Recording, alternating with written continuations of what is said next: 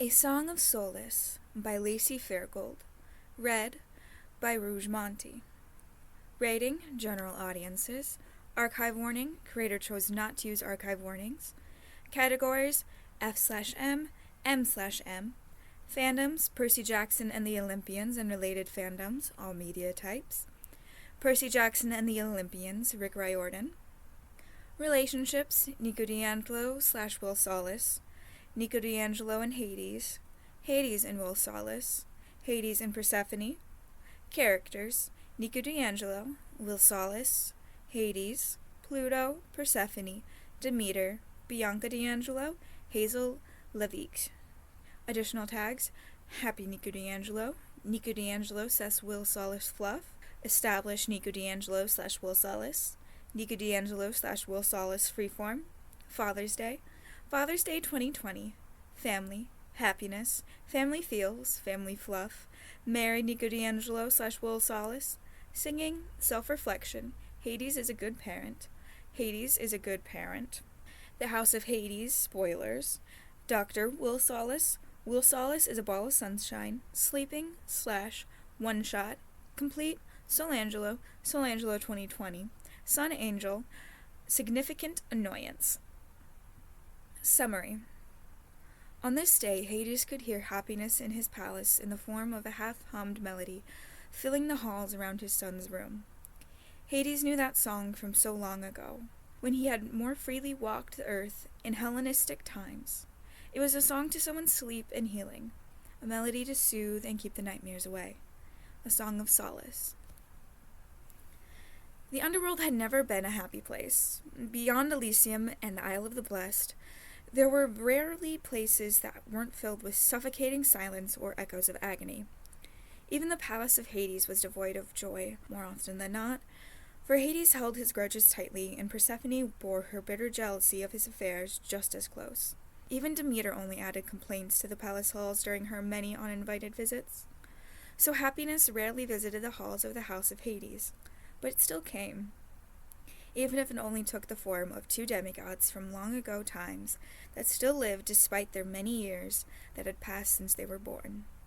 Hades knew gods and goddesses like Athena and Poseidon envy the ease in which his children were able to visit him.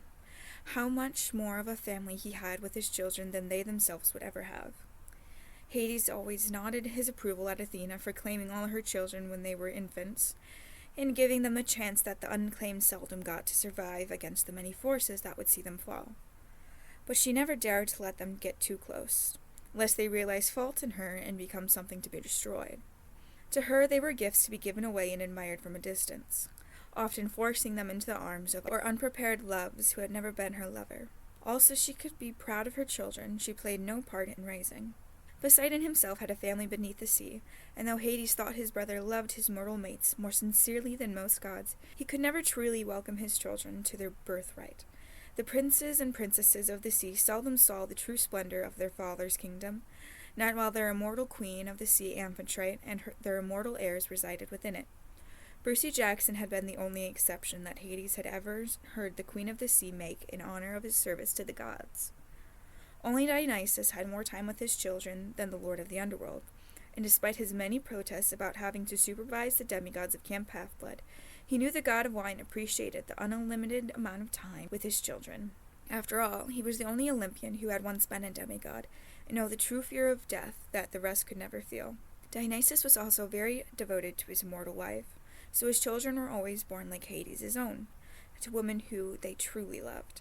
Dionysus was also the only god to visit his children in the underworld and assured their happiness. The Lord of Wine might claim to hate heroes, but his children always earned their place in Elysium with their bravery in battle. They were always heroes and given the paradise that they deserved. Like the Lord of Madness, Hades too had been blessed with more than he knew when he sired his last 3 children, Bianca, Nico, and Hazel, the children of the woman who had been brave enough to love someone as cold as the Lord of the Underworld. His brave Bianca, who gave up Elysium to be reborn and honor her father with a place earned in the Isle of the Blessed, ever to be watched from a distance as she lived out her new life so far from the trials of her previous one. His enduring daughter Hazel, who had had to face the fields of death for decades before her brother could return her to the land of the living once more. who had given her life to buy the world more time before the giants could rise to power, time needed for the rest of the seven to be born, who turned her mother's curse into her greatest strength, and given up Elysium to spare her mother the fields of punishment. Lastly, his self-sacrificing son Nico, who had risked his life a dozen times over for people he felt would never accept him, who challenged Hades and made him realize that he was more than what his siblings thought him to be, who the Lord of the Underworld had trusted more than all of his other previous children to play his tight-wire role in the last war, to know plans that other demigods didn't think existed as he made himself into a warrior and an ambassador to fulfill his role in a war he would gain no reward in fighting in, who had made himself a place within the palace of Hades, and never forgot to visit the elder god despite the better life he now lived in the world above. On this day, Hades could hear happiness in his palace in the form of a half-hummed melody, filling the halls around his son's room. Hades knew that song from so long ago, when he had more freely walked the earth in Hellenistic times. It was a song to summon sleep and healing, a melody to soothe and keep nightmares away, a song of solace. Hades did not need the knowledge of a god to know what he would find when he peeked into his son's room, but he looked nonetheless, if only to enjoy the sight and feel the warmth it caused him. His son was asleep atop his large canopy bed with the curtains tied tight to allow in a faint glow of the lamp at his bedside table. He looked so much younger than his 23 years as sleep stole any stress from his features. Beside him sat a blonde that Hades had come to know all too well in the last few years, the source of the song and so much of his son's happiness, Solace. The son of Apollo took no notice of the god at the doorway, his eyes occupied as they were with a thick medical textbook on his lap. One freckled hand held the book steady, and the other stroked up and down Nico's back, the blonde never pausing in his study or song as he did so. It was an absent and well-practiced motion, one that the Lord of the Underworld could see had been done many a night before. The song of Apollo looked tired, and Hades knew better than most how draining it was for a child of sunshine and light to dwell in the underworld for any length of time, especially one who was working so hard to become a doctor during the day and studying so long into the night. Still, the blonde visited whenever Nico asked, and those times often included him in family dinner time at the palace of Hades. Persephone and Demeter were quite taken with the charming young man. Even Hades himself had grown fond of the blonde. For Solace brought light with him to the underworld, and it endeared him to Persephone almost as much as his desire to get Nico to eat healthier and often grainier meals endeared him to Demeter. Hades would hesitate to welcome him at first. Apollo had so many sons to his name, sons who had filled the fields of the underworld as much as they did the shores of Elysium. He had seen many such children display the faults of their sire, and knew the fickle-hearted nature of Apollo and his offspring was a thing to be wary of. For Hades only had one living son, one beautiful boy to call his own and to protect as much as he could from the dangers of the demigod world, to make up for all the ways he had failed his son in the past. He didn't want himself or his son to get too attached to the son of Apollo, who would abandon Nico for another when someone he deemed better crossed his path. But the more Hades got to know the son of Apollo, the more he saw what his son saw within the blonde. The soothing aura that put others at ease, mixed with the stubbornness necessary to treat damaged demigods. A mind sharp enough to keep up with Nico, and a will to accomplish what needed to be done with as little violence as possible. For Solace was a healer down to his core, and it was a part of how he loved the young Italian, not something that should be separated.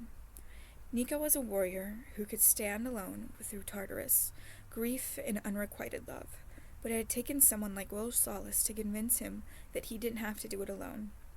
To convince the son of Hades that his life was more than just a thing to be sacrificed for others, that he was more than the pawn of the gods so often forced demigods to be. So despite Hades' reservations, Solace had earned himself a place within the palace, and his family by being so much more than his sire, just as Nico was so much more than Hades could ever hope to be in so many ways. So it was with happiness that Hades watched the blonde beside his son end his hymn and close his book for the night, the golden flash of a wedding ring bright as it turned off the light and untied the sash, keeping the curtains from enclosing the bed. Hades' immortal heart warmed at the sight of his son-in-law wrapping himself around Nico just before the curtains closed completely, his child's face adorned with a smile in slumber beside his husband. "Good night, my sons," he whispered proudly to the pair, grateful that the fates had allowed him another child to bring happiness to the heart of the underworld and soothe the souls of its inhabitants with his song, a song that he hummed himself through the halls of his home for the rest of the long night. Reader's notes: this podfic was a long time